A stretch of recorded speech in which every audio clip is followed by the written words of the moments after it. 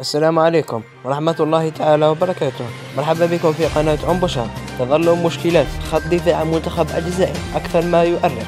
المدرب فلاديمير بيتكوفيتش صاحب 61 عاما قبل أيام قليلة من إعلانه قائمة اللاعبين المعنيين بخوض معسكر يونيو حزيران القادم تختله مباراة رسمية ضد منتخب غينيا في استاد نيلسون مانديلا بالعاصمة الجزائرية، ثم أوغندا بملعب مانديلا الوطني في مدينة كامبيلا. ويفيد المصدر نفسه أن مدرب منتخب الجزائر فلاديمير بيتكوفيتش قرر وضع ثقته في شعيب كداد خلال معسكر يونيو بعد أن شاهده وأعجب بقدراته في لقاء فريقه شباب وجداد وشباب قسنطينة ضمن منافسات الدوري المحلي. أيضا يتمتع بالخبرة الكافية من المشاركة مع فريقه في دوري أبطال إفريقيا.